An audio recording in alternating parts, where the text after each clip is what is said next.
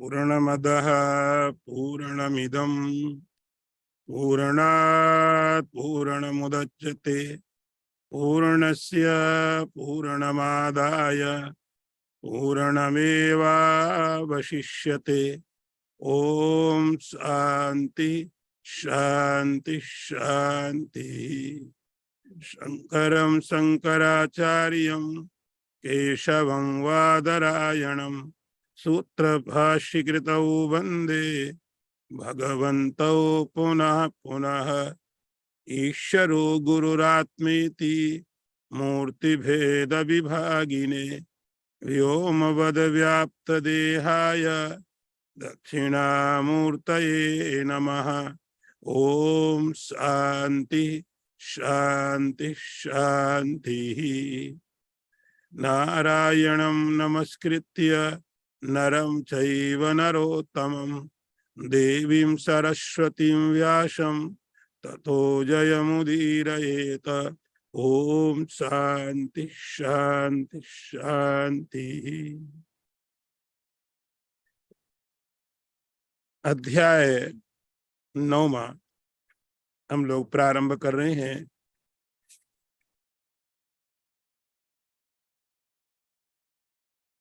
श्री भगवान उवाच इदं तु ते गुह्यतमं प्रवक्ष्यामि अनुसूयवे ज्ञानं विज्ञानसहितं यज्ञात्वा मोक्षसे अशुभात्। भगवान ने कहा, तुम दोष दृष्टि से रहित भक्त के लिए इस परम गोपनीय विज्ञान सहित ज्ञान को पुनः अच्छी तरह से मैं कहूंगा, जिनको जानकर तुम दुख रूपी संसार से मुक्त हो जाओगे। अब इस अध्याय में प्रवेश करने के लिए हमको थोड़ा पीछे से विचार करना पड़ेगा। अध्याय चल रहा था 7वां। 7वें अध्याय में भगवान ने अर्जुन को शुरू में बोला था कि मैं तुम्हें ज्ञान के साथ विज्ञान के साथ ज्ञान बताऊंगा। मैं तुम्हें ऐसा ज्ञान बताऊंगा जो बहुत प्रत्यक्ष है, प्रैक्टिकल है, वो ज्ञान बताऊंगा। और भगवान ने 7वां अध्याय शुरू किया। उस ज्ञान को बताते समय भगवान ने एक बात को, मैं आपको इसलिए पीछे थोड़ा ले जाऊंगा, बहुत गैप हो गया है आपके साथ में। भगवान ने बोला था, मत्तः परतरम नान्यत् किंचित दस्ति धनंजय। हे अर्जुन, मुझसे अलग कुछ भी नहीं है। ये सारा संसार ऐसा है जैसे किसी धागे में मणि पड़े होते हैं। तो जितने उसमें मणि हैं, फूल हैं, उन सब के अंदर में एक धागा होता है जो सभी को जोड़ता है, सभी को कनेक्ट करता है। तो धागा हर एक के अंदर में प्रवेश करके रखता है। ऐसे ही संसार में जो कुछ भी है वो सब मुझसे अलग नहीं है। अब ये बात भगवान बता रहे थे।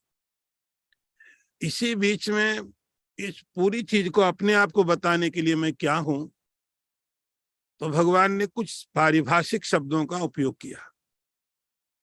अधिभूत, अध्यात्म, अधिदैव। और ये शब्द अर्जुन के लिए नए थे, टेक्निकल वर्ड हैं। ये शब्द अर्जुन के लिए एकदम नए हैं,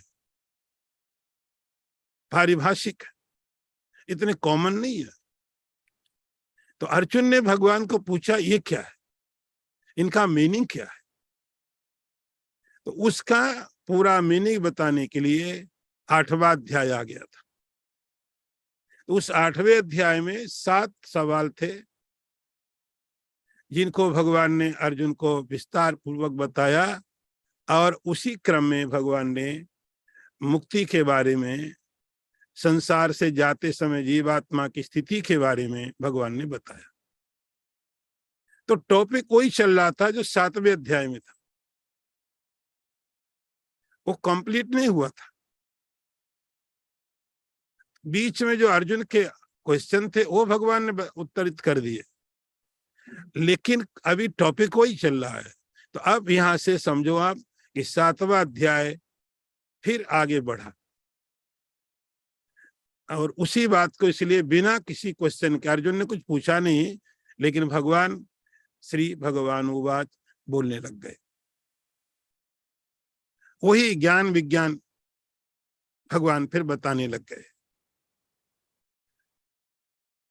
अब इसलिए क्योंकि भगवान को जो बात कहनी है वो एक कंप्लीट थॉट है,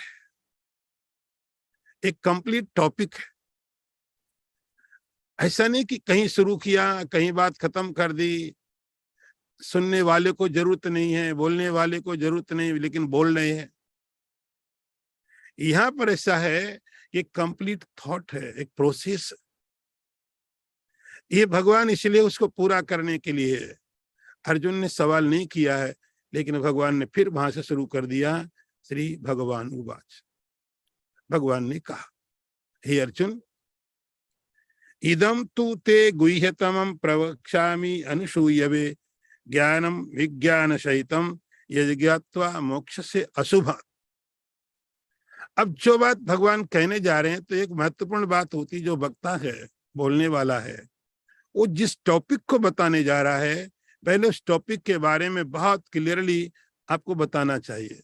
यदि कोई सही वक्ता है, यदि कोई सही आचार्य है, सही गुरु है, तो उसको पहले ये बताना बहुत जरूरी होता है कि जो मैं बताने जा रहा हूं इतना महत्वपूर्ण है। तो सुनने वाले का जो मन है वो सुनने को तैयार होता है। तो टॉपिक, जो विषय लिया जा रहा है, वो विषय के महत्व क्या, हमारे जीवन में उसका मतलब क्या है। इसलिए भगवान जो आगे बताने वाले हैं, अर्जुन को याद दिला रहे हैं, वो कितना महत्वपूर्ण है हमारे जीवन में, कितना महत्वपूर्ण है। तो उस टॉपिक को और अच्छी तरह से बताने के लिए दूसरा सवाल है कि मुझे क्यों बता रहे, आप मुझे क्यों बता रहे, औरों को बताओ। तो जो सुनने वाला है उसका इस टॉपिक के साथ, इस विषय के साथ कितना वो सुन सकता है, वो सही उसका अधिकारी है, उसको सुनना चाहिए, ये बात भी क्लियर होनी चाहिए। तो इस शुरू करते समय भगवान अर्जुन के ध्यान को खींचने के लिए, जब टॉपिक बहुत सीरियस होता है तो आप थोड़े अटेंटिव होते हैं, जब टॉपिक गंभीर है तो आप सुनने के लिए और ज्यादा तैयार होते हैं। और कुछ ज्यादा नहीं है, ठीक है, टॉपिक है, सुन, बोल दिया, सुन लिया। तो भगवान अर्जुन को यहाँ कनेक्ट कर रहे हैं विषय के साथ में। इसलिए भगवान शुरू करते हैं, अर्जुन, इदम तो ते तुय गुह्यतमं प्रवक्ष्यामि अनुसूय। इदम, इदम मतलब यह का अर्थ होता है कि जो बताने वाले हैं भगवान, वो भगवान के माइंड में पूरी तरह क्लियर है। ऐसा नहीं कि मैंने थोड़ा बताया, मुझे फिर आगे पढ़ा, फिर मैंने आगे पढ़ के रिसर्च की, फिर मैंने बताना शुरू किया, अभी मुझे इतना मालूम है, फिर उतना मालूम है, फिर उतना मालूम। भगवान इदम, तो ज्ञान कभी भी, जिस ज्ञान की बात करते हैं, ज्ञान मतलब नॉलेज, तो ज्ञान कभी प्रत्यक्ष नहीं होता है। जैसे ये बिल्डिंग है, टेबल है, ये गाड़ी है, ये पेड़ है, ये ऑब्जेक्ट जितने हैं वो सब दिखाई पड़ते हैं, और जो दिखता है उसको हम कहते हैं यह। अब ज्ञान तो दिखता नहीं, तो ज्ञान थोड़ी कि ये मेरा ज्ञान है, ये मैं हूं, ये ठीक है, लेकिन ये मेरा ज्ञान है, ज्ञान तो विजिबल होता नहीं। तो भगवान जब कह रहे हैं कि इदम माने यह, इसका अर्थ हुआ भगवान कह रहे हैं वो जो ज्ञान है वो पूरी तरह से भगवान को पूरी तरह स्पष्ट। तो वक्ता, आचार्य, गुरु, जो भी विषय पदार्थ बताने जाए उसका कंप्लीट नॉलेज उसके पास होना चाहिए। उसको ऐसा लगे ज्ञान मतलब यह पूरी तरह, तो यहाँ भगवान बता रहे हैं, अब भगवान तो भगवान है, उनके लिए ज्ञान का कोई सवाल नहीं है। लेकिन कोई भी आचार्य, कोई भी गुरु जिस ज्ञान को बताने जाए वो पूरी तरह उसके दिमाग में स्पष्ट होना चाहिए। इदम, भगवान कहते यह जो ज्ञान तुम्हें मैं बताने जा रहा हूं, तो पहले इस ज्ञान का महत्व समझो। गुह्यतमम, गुह्यतमम, गुह्य का अर्थ होता है छिपा हुआ, जिसको हम छिपा के रखते हैं। तो जो चीज मूल्यवान होती है हम उस पदार्थ को छिपाते हैं। जो मूल्यवान पदार्थ होते हैं, वस्तुएं होती हैं, व्यक्ति होते हैं, हम उनको सिक्योर करके रखते हैं, हम उनको संभाल के रखते हैं, बचा के रखते हैं। तो और भी विद्याएं हैं संसार में। भगवान कहते जो मैं तुम्हें बताने जा रहा हूं गुह्यतमम, सबसे ज्यादा छिपा हुआ है और छिपा हुआ होना चाहिए। तुम्हें बता रहा हूं, तुम मेरे टारगेट, विक्टिम नहीं। क्योंकि अनसूयवे, एक भगवान कहते अनसूया, तुम कैसे हो, एक क्वालिटी भगवान अर्जुन को उसकी बता रहे हैं। तुम्हारे अंदर एक क्वालिटी है कि तुम्हारे अंदर में असूया नहीं है। असूया का अर्थ होता है, संस्कृत में उसकी डेफिनेशन है गुणेशु दोषा आवरणम असूया। गुणों के अंदर में दोष को देखना। जैसे अब किसी को इस ब्रह्म विद्या में, भगवान के संदेश में कोई रुचि नहीं और असूया उसके अंदर है, तो भगवान उसको बताएंगे कि सब संसार में मैं हूं, अकेला मैं हूं। तो बोलेगा अकेले आप कैसे हो सकते हैं, मैं भी तो हूं। आप मुझे सुना रहे हो, मैं सुन रहा हूं, तो हम दो तो हैं कम से कम। असूया का अर्थ होता है हर चीज में बुराई देखना। अब भगवान राम की चर्चा करो, राम के जीवन में वो बुराइयां ढूंढ के ले आएगा। आप भगवान कृष्ण की चर्चा करो, उनके जीवन में बुराइयां ढूंढ के ले आएगा। आप कुछ भी चर्चा करो, खाने की, पीने की, रहने की, तो असूया का अर्थ होता है जो भगवान में भी दोष देख ले, ईश्वर में भी दोष देख ले, ये असूया का अर्थ होता है। और जब भगवान में दोष देख ले तो भगवान के कहे हुए वाक्यों में भी दोष देख लेगा वो। असूया का अर्थ होता है कि जहां पर दोष नहीं है उनको भी दोषों को देख ले। ऐसे व्यक्ति को कोई उपदेश नहीं किया जा सकता है। ऐसे व्यक्ति के साथ में कम से कम अध्यात्म का उपदेश नहीं हो सकता है, क्योंकि अध्यात्म का जो उपदेश है वह ऐसे पदार्थ के बारे में बताया जाता है जो विजिबल नहीं है। तो अर्जुन का जैसा मन होना चाहिए, तो भगवान एक ही गुण बताते अर्जुन का, हे अर्जुन तुम्हारे अंदर में असूया नहीं है, तो इसलिए जो मैं बोलूंगा तुम उसके अंदर में गुण नहीं देखो, दोष नहीं देखोगे, लेकिन विचार करो। विचार करने में दिक्कत नहीं है, लेकिन उसके अंदर में जो अवगुण है नहीं, दोष है नहीं, उनको ढूंढोगे नहीं। इसलिए हम तुमको बता रहे हैं, तुम हमारे अधिकारी हो, श्रोता। वो ज्ञान क्या है, ज्ञानम विज्ञान सहित। अब आपको 7वां अध्याय याद आ गया होगा। भगवान कहते मैं तुम्हें बताऊंगा क्या ज्ञान, लेकिन ये ज्ञान कैसा है, विज्ञान सहितम। ये ज्ञान विज्ञान के साथ है, अनुभव के साथ, एक्सपीरियंस के साथ, केवल ज्ञान नहीं है। क्योंकि भगवान कह रहे हैं, भगवान तो एक्सपीरियंस लेके कह रहे हैं, ज्ञान विज्ञान सहितम। अच्छा, अब हम सुने तो हमको मिलता क्या है, क्यों सुने? अज्ञान अच्छा होगा, आपको सब मालूम भी होगा, मैं सुनने के लायक भी हूं, लेकिन इससे मेरा क्या मतलब? मुझे क्या मिलने वाला है? तो जब तक मुझे कुछ मिले नहीं, मैं क्यों सुनूं? किस लिए? तो भगवान उसका फल बता देते हैं, मोक्ष से अशुभात। एक शब्द भगवान यूज करते, बहुत महत्वपूर्ण चैप्टर जिसमें हम लोग प्रवेश कर रहे हैं, अशुभात। इसका एक ही फल है कि तुम अशुभ से छूट जाओगे, बस। तुम्हारा जो मोक्ष है, अशुभ से तुम्हें मुक्ति मिल जाएगी, अशुभ से। अब आप देखो, शुभ क्या है, अशुभ क्या है। भगवान नहीं कह रहे जन्म मृत्यु से मुक्ति हो जाएगी, संसार से मुक्ति मिल जाएगी, बंधन से मुक्ति मिल जाएगी, राग द्वेष से मुक्ति हो जाएगी।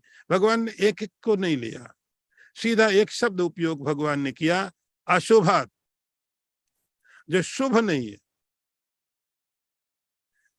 जिसको आप चाहते नहीं है, तो जो अशुभ है, उस अशुभ से तुम्हें मोक्ष की प्राप्ति हो जाएगी। अगला मंत्र देखें, राज विद्या राजगुह्यम पवित्रम इदम उत्तमम प्रत्यक्षावगमम धर्म्यम सुसुखम करतुम अव्ययम। भगवान कहते ये जो ज्ञान है, विज्ञान के साथ समस्त विद्याओं का राजा है, सब गोपनीयों का राजा है, अत्यंत पवित्र है, अत्यंत उत्तम है, प्रत्यक्ष फल वाला है, धर्म युक्त है, साधन करने में बड़ा सुगम है और अविनाशी। टॉपिक को बहुत भगवान और भी ज्यादा क्लियर कर रहे हैं और उसका महत्व बता रहे हैं टॉपिक का, और भी, जिससे कि सुनने में, और ऐसा नहीं कि भगवान उसके लिए अतिशयोक्ति कर रहे हैं, है। इस श्लोक में जो लिखा है, इसी के नाम के कारण इस अध्याय का नाम पड़ा है राज विद्या। हे अर्जुन, मैं जो तुम्हें कहने जा रहा हूं, ये राज विद्या है। राज विद्या का अर्थ होता है समस्त विद्याओं का राजा, समस्त विद्याओं का राजा है राज विद्या। तो संसार में जितनी भी विद्याएं हैं हमने अभी तक सीखी हैं, उनके जो फल थे हमको मिल गए। उन विद्याओं के कारण हमारे जीवन में कुछ सुख भी आए होंगे, दुख भी आए होंगे। ये हर विद्या का अर्थ होता है कि किसी चीज को आपके दिमाग में प्रकाशित कर दे। तो अभी तक जितने भी हमने विद्याओं का अध्ययन किया है, कोई नॉलेज हमने कलेक्ट किए हैं, तो उनके कारण जीवन में कभी सुख भी आए, कभी दुख भी आए। मालूम पड़ गया आपकी लॉटरी निकल गई, खुश हो गए। इस विद्या ने आपको प्रसन्न भी किया। कोई आपका बहुत प्रिय था, जिसको आप देखना चाह रहे थे, पता चला आ गया, आप प्रसन्न भी हो गए। विद्या का अर्थ होता है जानकारी, ज्ञान। लेकिन कई बार ऐसे ज्ञानों ने आपको दुखी भी किया है। मालूम नहीं था कि कोई एक्सीडेंट हुआ और उसमें कोई बहुत अपना प्रिय मर गया। ये भी विद्या है, ये भी ज्ञान है। उस ज्ञान ने आपको सुखी नहीं किया कि कोई एक्सीडेंट हुआ, आपको तो मालूम नहीं था, और उस एक्सीडेंट में बाद में पता चला अपना कोई बहुत प्रिय व्यक्ति मर गया।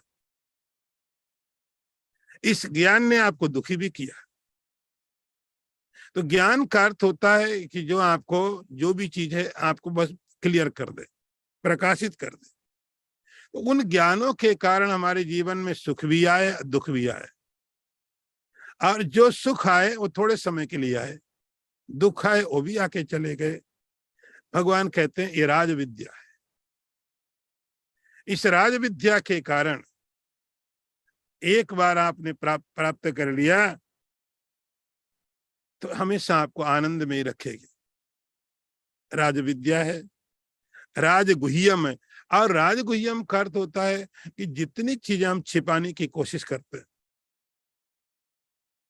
इस विद्या को बहुत छिपाना चाहिए। बहुत छिपी हुई है। आजकल तो हम लोग सौभाग्यशाली हैं या दुर्भाग्यशाली हैं, कुछ पता नहीं चल पाता है, क्योंकि आप गूगल करते हैं आपको सारे उपनिषद मिल जाते हैं। आप किसी भी साधन के द्वारा वेद के मंत्रों को, उपनिषदों को प्राप्त कर लेते। प्राचीन समय में ऐसा नहीं था। ये जो एबिलिटी थी बहुत कम थी, तो साधकों को इनको प्राप्त करने के लिए बहुत बहुत यात्राएं करनी पड़ती थी। यात्राएं करने के बाद में भी जब किसी आचार्य गुरु के पास जाते थे तो इतनी जल्दी वो देते भी नहीं। रहो, तपस्या करो, सेवा करो। वर्षों वर्षों के बाद एक छोटा सा संदेश मिलता था, और सब चीजें बता सकता हूं मैं, और सारी विद्याओं के उपदेश बहुत आसानी से गुरुकुलों में अवेलेबल थे।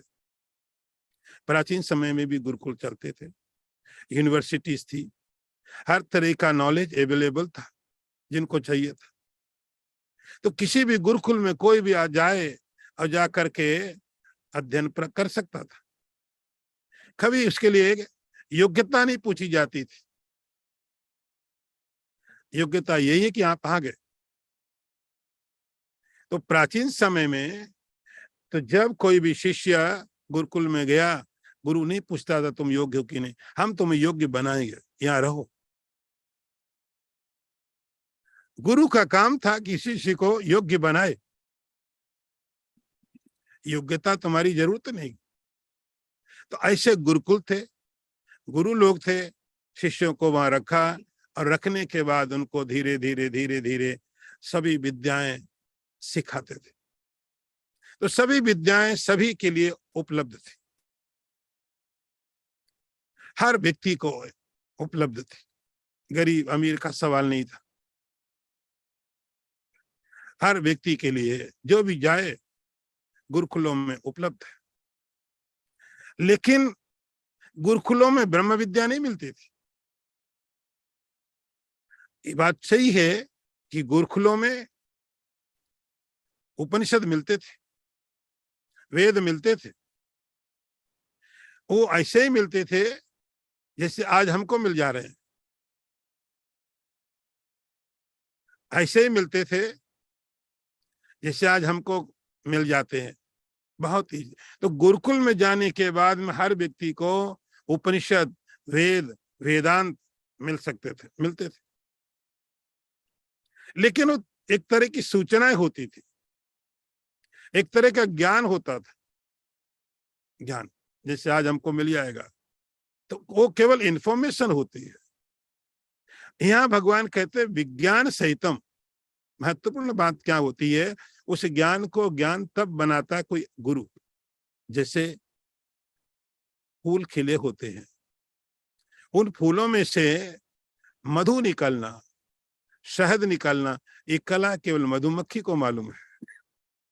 मधुमक्खी जानती है कि फूलों में से कैसे उसको शहद बनाना है।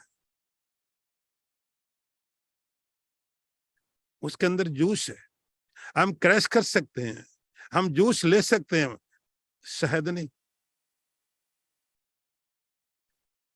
तो उस फूल के अंदर में से उसके इसेंस को निकालना, निकालने के बाद उसको हनी बना देना, ये कला केवल मधुमक्खी के पास होती है,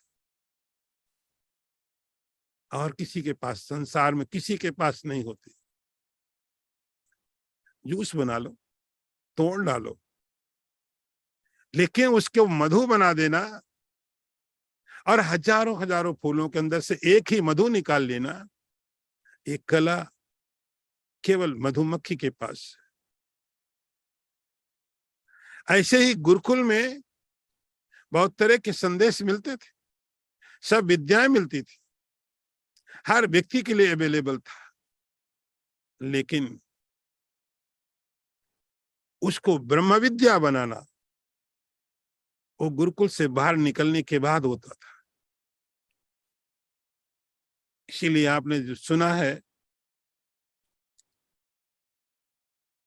छांदोग्य उपनिषद, कि गुरुकुल में पूरी तरह अध्ययन करने के बाद जब पिता के पास पुत्र गया, अहंकार बहुत था। इंफॉर्मेशन, केवल ज्ञान यदि गलत तरीके से गया तो अहंकारी ही बना सकता है, अहंकारी। तो जो आज होता है, अवेलेबल है, इंफॉर्मेशन है, नॉलेज है, लेकिन उसके कोई सकारात्मक प्रयोग नहीं होते हैं। तो वो शिष्य जो गया था गुरुकुल में, पूरा अध्ययन करके गया है, ज्ञान उसके पास है। यहां से विज्ञान के साथ ज्ञान की जरूरत पड़ती है, जो छांदोग्य में आपने पढ़ा। भगवान कहते हैं हम तुम्हें केवल एक इंफॉर्मेशन नहीं दे रहे हैं, ज्ञानम विज्ञान सहितम, ये राजगुह्य, जितनी चीजें गोपनीय है। तो गुरुकुल के बाद जब कोई शिष्य उस ब्रह्म विद्या प्राप्त करने के लिए, अब स्टेप थोड़ा बदल गया, नॉलेज उसी तरह का होगा, मंत्र शायद वही होंगे, लेकिन मंत्रों को कहने वाला आचार्य बदल जाता है, तरीके बदल जाते हैं। गुरुकुल में रहने के तरीके अलग होते हैं, लेकिन ब्रह्म विद्या के प्राप्त करने के लिए जब साधक जाता है, उसके तरीके अलग हो जाते हैं, अलग। यहाँ रहने का तरीका अलग है, सोचने का तरीका अलग हो जाता है। ब्रह्म विद्या इसीलिए वह गुह्यतम है। इंफॉर्मेशन, सूचनाएं सबके लिए बहुत आसानी से आज भी मिलती, पहले भी मिल जाती, थोड़ा कठिन था, इतना भी नहीं। ब्रह्म विद्या जितनी पहले कठिन थी, शायद आज उससे और ज्यादा कठिन हो गई है, क्योंकि हमको लगता हमको तो मालूम, हम सबको लगता हमको तो मालूम, अभी नहीं मालूम तो अभी लो, 1 सेकंड लगाया और सामने आपकी स्क्रीन में मंत्र आ गया। कोई गुह्यत, कुछ छिपा है ही नहीं। भगवान कहते गुह्य तमम, ये सबसे गुह्य है, सबसे छिपा हुआ रहस्य है। ये मालूम भी है लेकिन नहीं मालूम है। गुह्य तमम पवित्रम इदम उच्यते। और भगवान कहते हैं ये पवित्र भी है। इसकी क्वालिटी देखो, इसकी विशेषता देखो। भगवान इसको इतना ज्यादा और ज्यादा उसको बता रहे हैं कि कोई भी ज्ञान हम प्राप्त करते हैं, आपने कोई भी नॉलेज ले लिया, कोई ज्ञान ले लिया, कोई सूचना मिल गई, उसमें पवित्रता क्या है? इसमें क्या पवित्रता? आपको मालूम पड़ गया ये रोड इधर जाता है, ये कार वहां जाती है, प्लेन वहां जाता है, इसमें पवित्रता और अपवित्रता का प्रश्न किधर? आपने कोई मैथमेटिक्स पढ़ लिया, आपने कोई आर्ट सीख ली, कोई नॉलेज प्राप्त कर लिया, इसमें पवित्रता और अपवित्रता का सवाल ज्ञान के साथ तो समझ में नहीं आया। अभी सुना ही नहीं कि कोई ज्ञान होने से, कोई सूचना मिलने से आप जोड़ें ये सूचना पवित्र है, ये सूचना अपवित्र है, ये ज्ञान पवित्र है, ये ज्ञान अपवित्र है। लेकिन भगवान कहते पवित्रम इदम उच्यते, ये बहुत पवित्र है। ये पवित्र इसलिए है, ये जो सूचनाएं मिल रही है, जो ज्ञान मिल रहा है, ये पवित्रतम परमात्मा का ज्ञान है। इसका जो विषय है वो पवित्र, संसार में सबसे पवित्र परमात्मा का ज्ञान है। इसलिए पवित्रम इदम उच्यते, यह बहुत ही पवित्र भी है। और देखो इतना सीरियसली भगवान ने अभी तक टॉपिक को कभी लिया नहीं था। प्रत्यक्षावगमम, ये जो ज्ञान मैं तुम्हें बताने जा रहा हूं, अर्जुन सुनो ठीक से। प्रत्यक्षावगमम, इस ज्ञान का फल ऐसा नहीं कि कभी होगा, प्रत्यक्ष कभी होगा कि आज आप सीख लो, इसका फल कभी न कभी तो मिलेगा। हम चीजों को इकट्ठा कर लेते हैं, हम कोई विद्या पढ़ लेते हैं, हम ड्राइविंग सीख लिया, चलो कभी तो काम आ जाएगी, अभी नहीं कभी तो काम आएगी। हमने ये जानकारी इकट्ठी कर ली, आज नहीं तो चलो फ्यूचर में कभी काम आ जाएगी। तो हम पदार्थों को इकट्ठा कर लेते हैं, अभी काम नहीं आ रहे, चलो कभी भविष्य में आ जाएंगे। हम सूचनाएं ज्ञान प्राप्त कर लेते हैं, अभी ज्यादा काम कर नहीं, लेकिन खाली बैठे चलो पढ़ ही लेते। हमारे पास समय है, खाली बैठे हैं, कोविड का टाइम है, कुछ नहीं कर रहे, चलो यही कर लेते। अभी नहीं तो कभी तो काम आ जाएगा, कभी तो काम आ जाएगा फ्यूचर में। और कभी आपका ज्ञान काम आ भी जाता है, कभी नहीं भी आता है। लेकिन भगवान कहते ये जो ज्ञान बताया जाने वाला है, प्रत्यक्षावगमम, अभी अभी अभी यही आपने जाना और तुरंत प्रत्यक्ष फल है। इसीलिए जो अध्यात्म है, अध्यात्म को और धर्म को कई बार हम इकट्ठा ही समझते हैं। हम समझते बस इतना ही है धर्म, ये किया, वो किया, ये दिया, वो लिया। बस कर्म में ही धर्म को हमने जोड़ लिया है, कर्म में धर्म को जोड़ लिया, बस इससे ऊपर धर्म की कोई सोच नहीं है। तो दुनिया में बहुत सारे रिलीजन है, बहुत सारे, लगभग सब, उनका यही सोचना है बस कर्म ही धर्म, अच्छा करो या मत करो, यही धर्म, बस इतना ही धर्म। और धर्म का जो फल होता अदृष्ट होता है। धर्म भी करना चाहिए, तो धर्म का फल अदृष्ट होता, अदृष्ट मतलब दिखाई नहीं पड़ता। आपने किसी को पानी पिलाया, उसको खुशी मिली, आपको पुण्य मिला, कैसे मालूम पड़ा? आपने पढ़ा कि किसी गरीब को, आपने कोई बीमार पड़ा है, आपने उसको इलाज करा दिया, वो ठीक हो गया, उसको इलाज मिला, स्वास्थ्य मिला, और आपको पुण्य मिला। आपको पुण्य मिला कहाँ मालूम पड़ा? आपने कोई चैरिटी कर दी, आपको पुण्य मिला, कैसे मालूम? अदृष्ट। उसका फल इस संसार में मिल सकता है, बाद में मिल सकता है, लेकिन अदृष्ट। तो धर्म का फल, कर्म का फल भविष्य में है, भविष्य में। लेकिन इस ज्ञान का फल भविष्य में नहीं है, इस ज्ञान का फल अभी अभी है। ऐसा नहीं कि आपने जान लिया और उसके बाद आप प्रतीक्षा करो, वेट करो, इतने समय के बाद मैं मरूंगा, मरने के बाद ब्रह्मलोक जाऊंगा, स्वर्ग लोक जाऊंगा। वो सब भगवान कहते हैं प्रत्यक्ष इसी समय यहीं पर, प्रत्यक्षावगमम धर्म्यम, धर्म्यम, इसका जानना, इसको समझना सबसे बड़ा धर्म है। धर्म का जितने स्वरूप आप जानते हो, धर्म के जितने कॉन्सेप्ट आपको मालूम है, जितने तरीके धर्म के मालूम है, ये सबसे ज्यादा श्रेष्ठ धर्म है। ये धर्म कर लिया तो और किसी धर्म को करने की जरूरत नहीं है, सारे धर्म आपको फॉलो करेंगे। भगवान कह रहे हैं धर्म्यम, यहाँ का पढ़ना, वेद के इस चीज को जानना समस्त धर्मों को कर लेने जैसा है। जो भी आपने जान लिया, बस आपने सारे तीर्थ कर लिए, सारे व्रत उपवास पुण्य यज्ञ आदि सब कर डाले,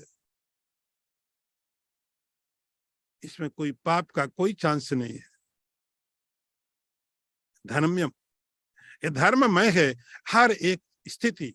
धर्म्यम का अर्थ तो जैसे मिश्री, आपके पास कोई मिश्री है, मिश्री का हर पार्ट मीठा है, हर पार्ट। आप कहीं से शुरू करो, एक बढ़िया चॉकलेट है, कहीं से शुरू करो, हर तरफ मीठा है। ऐसे ही इस विद्या की, जिसकी भगवान कहते मैं बात कर रहा हूं, आप कहीं से भी देखोगे धर्ममय है, इससे बड़ा कोई धर्म नहीं है। धर्म्यम और इतनी क्वालिटी भगवान बताए जा रहे हैं। सुसुखम, करने में बहुत आसान है। सुसुखम, आप आराम से कर सकते हैं। इस साधन सापेक्ष नहीं है। सुसुखम का अर्थ होता है करने में बहुत इजी है, बहुत आनंद पूर्वक कोई भी व्यक्ति कर सकता है। सुसुखम हर व्यक्ति का अधिकार है। अंधा व्यक्ति है, कलर नहीं देख सकता है, संसार नहीं देख सकता, लेकिन ब्रह्म देख सकता है। अद्भुत बात है। व्यक्ति अंधा है, उसको एक इतना बड़ा हिमालय नहीं दिख रहा है, एक इतनी बड़ी बिल्डिंग नहीं दिख रही है, लेकिन ये ब्रह्म विद्या ऐसी है, ब्रह्म को आराम से देख सकता है। बहरा व्यक्ति है, ब्रह्म का अनुभव कर सकता है। लंगड़ा है, हाथ नहीं है, क्योंकि वह साधन सापेक्ष नहीं है। सुसुखम का अर्थ होता है हम संसार का कुछ भी काम करने जाएं, हमें साधन जोड़ने पड़ते। साधन, आप कोई यज्ञ करने जाओ, यज्ञ करने जाओ तो यज्ञ के लिए आप यज्ञ की पूरी कई यज्ञ तो इतने महंगे महंगे हो जाएंगे, इतने खर्चे हो जाएंगे जो आप सब नहीं कर सकते। जैसे हम भागवत सुन रहे थे, धर्मराज युधिष्ठिर ने राजसूय यज्ञ किया। वो राजसूय यज्ञ युगों युगों में कभी कभी कोई कर पाता है, कभी कभी, शायद युधिष्ठिर के बाद कभी हुआ नहीं।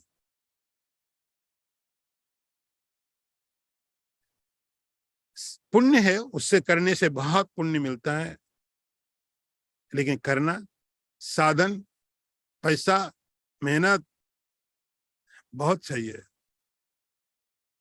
तो संसार के हर चीज के लिए आपका बहुत ज्यादा साधनों पर आप निश्चित अपेक्षित रहते हो, साधन पर आधारित रहते हो। कुछ भी करना हो, छोटा यज्ञ करना हो, छोटा कर्म करना हो, बड़ा करना हो, लेकिन आपका हर छोटा से बड़े तक हर एक चीज आपके बहुत परिश्रम मांगती है।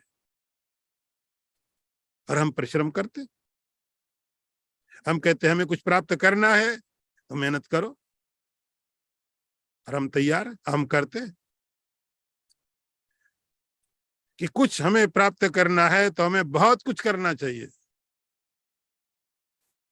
भगवान कहते तुम्हें बहुत कुछ प्राप्त करना तो कुछ नहीं करना चाहिए। सुख ही नहीं, सुसुखम, बहुत इजीली, आप बहुत आसानी से लो इसको। एक तो सुख होता है आराम से, और एक सुसुख भगवान कहते हैं बहुत बहुत रिलैक्स। इससे ज्यादा रिलैक्स की कोई चीज नहीं है। सुसुख बहुत बहुत अच्छी तरह से, बहुत आसानी से, हर किसी व्यक्ति के लिए, हर व्यक्ति के लिए, हर जगह, हर समय, और बिना प्रयत्न के सुसुखम।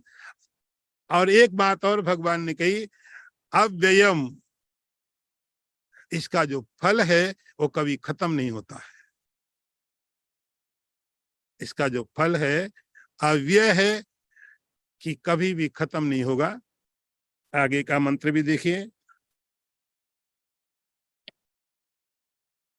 अश्रद्धाना पुरुषः धर्मस्यास्य परम तपः अप्राप्य माम निवर्तन्ते मृत्यु संसार वर्तमनि। अर्थ देखो, भगवान कहते हैं अर्जुन, हे परम तप, इस कहे हुए धर्म में श्रद्धा रहित पुरुष मुझको न प्राप्त होकर मृत्यु रूप संसार चक्र में भ्रमण करते रहते हैं। अब अर्जुन के मन में भी सवाल होगा और आपको भी लगेगा, जब इतना महत्वपूर्ण टॉपिक है, इतना महत्वपूर्ण है, इतना श्रेष्ठ है, फिर लोग क्यों नहीं उस तरफ जाते? यहां तो भीड़ लग जानी चाहिए, यहां तो संसार का हर व्यक्ति जाना चाहिए, लेकिन ऐसा तो दिखाई नहीं पड़ता। इतना महत्वपूर्ण है, इतना जरूरी है, क्यों नहीं कोई ज्यादा लोग जा पाते हैं? तो भगवान उसका एक कारण बताते, अश्रद्धानः पुरुषः धर्मस्यास्य परम तपः। एक ही कारण है, श्रद्धा का अभाव। श्रद्धा का अभाव, श्रद्धा न होना, और कोई कारण नहीं। क्योंकि और कोई साधन नहीं चाहिए। आपके पास में पैसे होने चाहिए, आपके पास में घर होना चाहिए, गाड़ी होनी चाहिए, आपके पास शरीर ऐसा होना चाहिए, आपका परिवार होना चाहिए, आपके पास विद्या इतनी होनी चाहिए। ऐसा कोई साधन नहीं।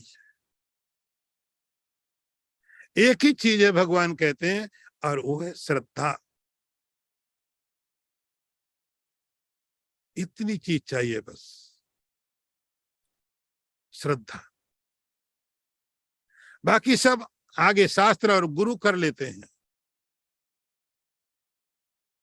गुरु और आचार्य और शास्त्र आगे की प्रक्रिया पूरी कर देते हैं, लेकिन एक बात केवल चाहिए। भगवान कहते हैं लोग नहीं आ पाते इसमें, उसका एक ही कारण है, श्रद्धा। श्रद्धा का ना होना। अश्रद्धाना पुरुषः। श्रद्धा किसमें करनी है? श्रद्धा जब बोला जाता है तो उसका अर्थ होता है, श्रद्धा का अर्थ हुआ कि हम किसी अदृश्य अदृष्ट पदार्थ में, वस्तु में श्रद्धा करते हैं। जैसे स्वर्ग में हमारी श्रद्धा है कि स्वर्ग है, देवताओं का राजा इंद्र है, ये हमारी श्रद्धा है। ऐसे ही यहाँ किसमें श्रद्धा होनी चाहिए? तो भगवान कहते अस्य धर्मस्य, इस धर्म में। कौन से धर्म की बात भगवान कर रहे हैं? इसलिए धर्म शब्द को बहुत गलत तरीके से लोगों ने दुनिया भर में उपयोग कर लिया। कौन से धर्म की भगवान बात करते हैं? भगवान बोलते हैं विज्ञान सहितम ज्ञानम। ज्ञान, और ज्ञान कैसा ज्ञान? जिसमें अनुभव हो, केवल सूचना नहीं। ज्ञानम विज्ञान सहितम, तो उस व्यक्ति को इस धर्म में एक ही साधन है, और वो है श्रद्धा। यदि श्रद्धा नहीं होने के कारण फिर व्यक्ति इधर उधर सब जगह जाएगा, सारी विद्याओं को पढ़ेगा, सारे कर्म करेगा, सब कुछ करेगा, लेकिन यही नहीं करेगा जो करना चाहिए। सब कर्म करता है, संसार के भी करता है, परलोक के भी करता है, क्योंकि मनुष्य होने के कारण कोई व्यक्ति परलोक को इनकार नहीं कर सकता है। थोड़ी समझ होने के कारण कोई भी व्यक्ति आत्मा से इनकार नहीं कर सकता है, करेगा। हमें मालूम हो न मालूम हो, लेकिन हमें फिर भी मालूम है कि हम जानते हैं, लेकिन हम क्या जानते हैं ये हमें नहीं मालूम है। संसार का हर व्यक्ति जानता है, आत्मा को जानता है, लेकिन हमें ये नहीं मालूम होता कि हम आत्मा को जानते हैं। इस धर्म में श्रद्धा का अभाव होना ही, भगवान कहते हैं हे परम तप। परम तप का अर्थ होता है जो दूसरों को, अर्थात शत्रुओं को दुखी करे। परम तप का अर्थ होता है जो शत्रुओं को दुखी करे। तो भगवान कह रहे तुम्हारे जो शत्रु है उनको खत्म करो। तुम्हारे शत्रु कौन है? यदि आज सब थोड़ा विचार आप करोगे तो भगवान कहते परम, जो दूसरा है वही तुम्हारा शत्रु। तुम तुम्हारे शत्रु नहीं हो सकते। तुम तुम्हारे शत्रु कैसे हो सकते? परम तप बहुत ही मीनिंगफुल यहाँ पर वर्ड भगवान यूज करते हैं। हे अर्जुन, परम तप। परम, पर मतलब दूसरा। उसको तुम्हारा काम, तुम योद्धा हो, योद्धा होने के कारण तुम संसार में अपने शत्रुओं को समाप्त करते हो, मारते हो। तुम्हारे शत्रु तुम्हारे कारण दुखी होते हैं, हे अर्जुन, यहां तुम बाहर के शत्रुओं को तो बहुत आसानी से मार लेते हो, लेकिन कुछ शत्रु अंदर है, वो भी तुम्हारे पर है। तो जो तुमसे अलग है वो तुम्हारा शत्रु, उसको दूर करो। राग है, द्वेष है, अविद्या है, परम तप। तो उस श्रद्धा का अभाव होने के कारण, श्रद्धा ना होने के कारण केवल एक ही चीज है। देख रहे हैं आप भगवान कितनी, कि कोई मनुष्य बोले मैं ब्राह्मण हूं, कि मैं क्षत्रिय हूं, कि मैं छोटा हूं, कि मैं बड़ा हूं, मैं ना पढ़ा लिखा हूं, गरीब, ऐसी कोई क्वालिटी नहीं है। इससे ज्यादा धर्म दुनिया में आपको कोई नहीं मिलेगा। हर जगह बोला जाएगा आप ये हो तो ही आप ये धर्म कर सकते हो, आप ऐसे हो तो ये काम कर सकते हो, आप ये करो तो ही यहाँ पर घुस सकते हो, अदरवाइज नहीं। तो संसार में आपको सब जगह इतनी सारी कंडीशन होती हैं और हम फॉलो भी करते हैं, तो भी ठीक लगता है। हम इतना कठिन काम कर रहे हैं तो भी कर पा रहे हैं। सब जगह रिस्ट्रिक्शंस भरे हुए हैं, हम तो भी करते हैं। यहाँ कुछ नहीं। भगवान कह रहे हैं हे अर्जुन, केवल एक चीज है, श्रद्धा है, बस खत्म बात। फिर आप इसके अलावा कौन हो, क्या हो, इससे कोई मतलब नहीं। श्रद्धा, अब उसका अभाव होने के कारण, केवल श्रद्धा न होने के कारण ही अप्राप्य माम, वो व्यक्ति, संसार के वे लोग जो सब कुछ करते हैं, बहुत कष्ट उठाते हैं, लेकिन उसके परिणाम क्या होते हैं? परिणाम होते हैं मृत्यु संसार वर्तमनी। इतना कठिन काम किया, इतना परिश्रम किया, इतना सब किया, मिला क्या? मिला मृत्यु का रास्ता। वर्तमनी का अर्थ होता है रास्ता। इतना हमने काम किया, इतनी कठिन किया, पढ़े, इतने सालों तक स्कूल जाते रहे, स्कूल जाते रहे, सारे अपने आप भी परेशान, अड़ोसी पड़ोसी दुखी कर दिए। इतने समय तक हमने ये किया, फिर वो किया, फिर ये किया, पुण्य भी किए, सब तप भी किया, जब भी किया, सब क्या नहीं किया, ये सोच करके कुछ अच्छा मिल जाएगा, ये सोच करके हम ये करेंगे तो कुछ अच्छा मिल जाएगा। तुमने ताप जप, संसार की चीजें, धर्म अधर्म सब कुछ किया, पाप भी किए, पुण्य भी किए, ये सोच करके कि कुछ तो अच्छा मिलेगा। मिला क्या? मृत्यु। आखिरी में सब करते करते पहुंचे कहां पर? ये सब करते करते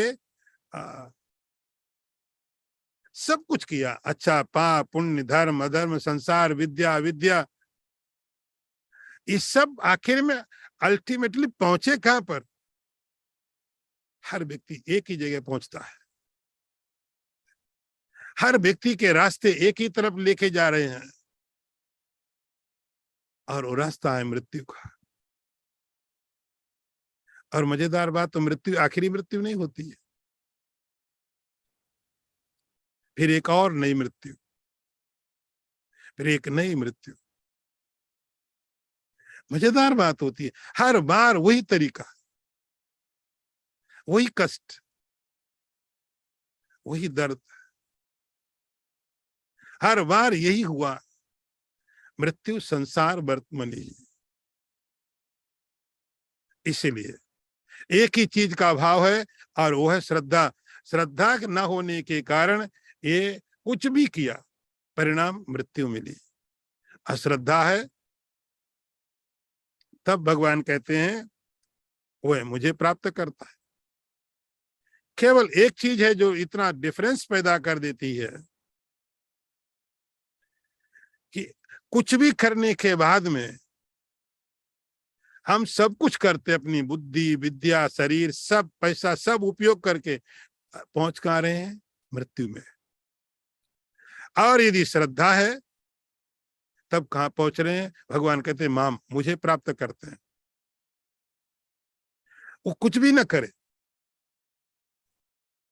वो कुछ भी ना करे तो भी अमृतत्व को प्राप्त होता है, और यहाँ सब कुछ करके भी मृत्यु की प्राप्ति होती है। मजेदार बात देखो कि कुछ भी न करे तो अमृतत्व की प्राप्ति हो रही है, और सब कुछ करे तो मृत्यु की प्राप्ति हो रही है। एक ही चीज है जो फर्क पैदा कर देती है, और वो होती श्रद्धा। बस श्रद्धा से सारे फर्क पैदा हो जाते हैं।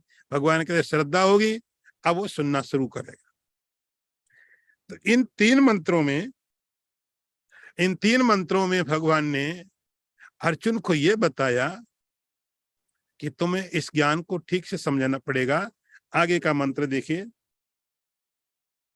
मया तत्मिदं सर्वं जगदव्यक्त मूर्तिना मतस्थानि सर्वभूतानि न चाहम तेषु अवस्थितः। अर्थ देखो, भगवान कहते हैं मैं मुझ अव्यक्त परमात्मा से ये समस्त जगत परिपूर्ण है, और सब भूत मेरे ही अंतर्गत संकल्प के आधार पर स्थित है, परंतु वास्तव में मैं उनमें स्थित नहीं हूं। तो यहां तक हमने 3 मंत्र पढ़े, और 3 मंत्रों में भगवान ने जो कहने जा रहे हैं उसका महत्व बताया, उसका तरीका बताया, और अर्जुन का ध्यान कि अर्जुन ठीक से सुने, कि अर्जुन ठीक से समझे, ये भगवान ने तैयार किया। अब वो चीज क्या है, इसके लिए भगवान इतना जोर लगा रहे हैं, इतनी चीजें बता रहे हैं, वो है क्या? अब भगवान शुरू करते हैं, हे अर्जुन, मया तत्मिदं सर्वं जगदव्यक्त मूर्तिना। ये जितना भी जगत है, अध्यात्म क्या, अध्यात्म का आप इजीनेस देखो, अध्यात्म का तरीका आप समझने की कोशिश करो, सरलता, सुगमता। भगवान ने कहा तुमको संसार दिख रहा है, दिख रहा है। जगत, जगत का अर्थ होता है जो चलता रहता है।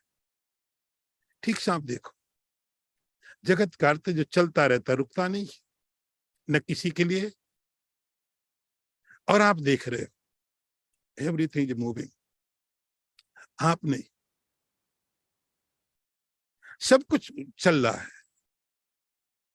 और छोड़ो, आप अपने पर कभी, अपने पर, शरीर पर ध्यान दो। बचपन आया, आपने देखा मैं छोटा हूं, बच्चा हूं, एक समय निकल गया, आप वहीं खड़े थे, थोड़े समय के बाद में टीनेज आई, आप देख रहे थोड़ा बड़ा हो गया हूं, वो भी निकल गया, फिर आप बड़े हो गए, जवान हो गए, फिर वो भी निकल गया, फिर और बड़े हो गए, आप देख रहे हो ये सब चीजें आ रही हैं, जा रही हैं, लेकिन आप देख रहे हो यही जगत, यही जगत। ये जो चीजें आ रही हैं, जा रही हैं, इनके अंदर एक ऐसा कंटिन्यूटी है, एक कंटिन्यूटी है। हर चीज आई, बचपन था, एक शरीर अलग था, एक सोच अलग थी, आप थे। उसके बाद आप थोड़े और बड़े हुए, कुमार हो गए, शरीर का स्ट्रक्चर बदला, आपकी सोच बदली, लेकिन आप नहीं रहे।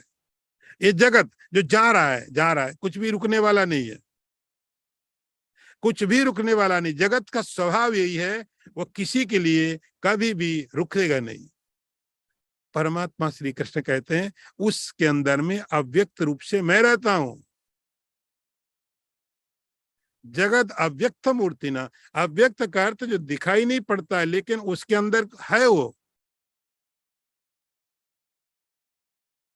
कुमार अवस्था आई, आप बचपन में थे, आप तो थे, निकल गई, फिर शरीर और बड़ा हुआ, आप वही रहे, वो शरीर चला गया, फिर आप जवान हो गए, शरीर निकल गया, ये जगत जा रहा है, जा रहा है, लेकिन आप कहाँ जा रहे हो? कहीं भी नहीं।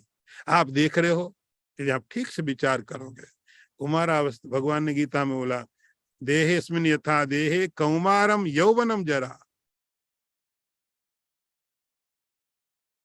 इस अवस्था ही आपने देखा निकल गई, फिर आप थोड़े बड़े हुए, ये अवस्था ही निकल गई। इसी का नाम तो जगत है। कोई पदार्थ को आप कितने जगत मत समझो, जगत का अर्थ जो भी आप देख रहे हो सब जगत है, और सब जगह जगत में परिवर्तन है। इस समस्त जगत के अंदर में परिवर्तन है। उस परिवर्तन के अंदर में एक ऐसा तत्व छिपा हुआ है जो अपरिवर्तनशील है, अव्यक्त मूर्ति ना, बस वो दिखाई नहीं पड़ता। भगवान के तो मेरी अव्यक्त मूर्ति है, बड़ा पैराडॉक्सिकल स्टेटमेंट है। मैं हूं लेकिन दिखाई नहीं पड़ता, मूर्ति का अर्थ होता है दिखाई पड़े। ये भगवान की अव्यक्त मूर्ति है। व्यक्त मूर्ति का दर्शन हम कर लेते, मंदिर में गए, अपने मंदिर में गए, भगवान का दर्शन किया। ये भगवान की अव्यक्त मूर्ति है, अव्यक्त है ये। तो मया तत्मिदम सर्वम जगद अव्यक्त मूर्तिना, तो जितना भी जगत है, जो भी संसार है, घूम रहा है, संसरति इति संसारा, जो निरंतर चल रहा है, चल रहा है। आप देखो क्या चीज नहीं चल रही है। इस चलने वाले सारे के सारे संसार में भगवान कहते हैं एक ऐसा और भी अंदर में कुछ छिपा हुआ है, अव्यक्त रूप से, वो मेरी अव्यक्त मूर्ति है, मैं हूं अव्यक्त मूर्ति ना। मतस्थानी सर्वभूतानि न चाहम तेष अवस्थितः, ये समस्त भूत मेरे अंदर है, ये सब मेरे अंदर है। लेकिन एक और मजेदार बात भगवान आगे कह देते हैं, मैं ये वास्तव में मैं इनमें स्थित नहीं हूं। ये थोड़ा अब समझने वाली बात हो गई। भगवान कहते हैं मैं इनमें हूं लेकिन मैं इनमें स्थित नहीं हूं। मतलब हुआ मैं इतना ही नहीं हूं कि हम सोचे बस इतना ही परमात्मा है, जितना जगत उतना परमात्मा नहीं, मैं उससे और आगे हूं। मतस्थानी सर्वभूतानि न चाहम तेषु, तो सारे के सारे संसार के जितने जो संसार है, उस संसार को जिसको आप देख रहे हो, बस यहां से थोड़ा अध्यात्म शुरू होता है, जगत तक आप कर्म कर सकते हो। जगत के अंदर जो व्यक्त जगत है, उसके अंदर में अव्यक्त अनमैनिफेस्टेड जो परमात्मा है भगवान, उसकी अव्यक्त मूर्ति की बात करते हैं। जगत अव्यक्त मूर्ति ना। इसके आगे विचार पे कल करेंगे। ओम पूर्णमदः पूर्णमिदं पूर्णात् पूर्णमुदच्यते पूर्णस्य पूर्णमादाय पूर्णमेवावशिष्यते। ओम शांति शांति शांति। शंकरं शंकराचार्यं केशवं वादरायणं सूत्रभाष्यकृतौ वन्दे भगवन्तौ पुनः पुनः। ईश्वरो गुरुरात्मेति मूर्तिभेद विभागिने व्योमवद्व्याप्तदेहाय दक्षिणामूर्तये नमः। ओम शांति शांति शांति। नारायणं नमस्कृत्य नरं चैव नरोत्तमं देवीं सरस्वतीं व्यासं ततो जयमुदीरयेत। ओम शांति शांति शांति।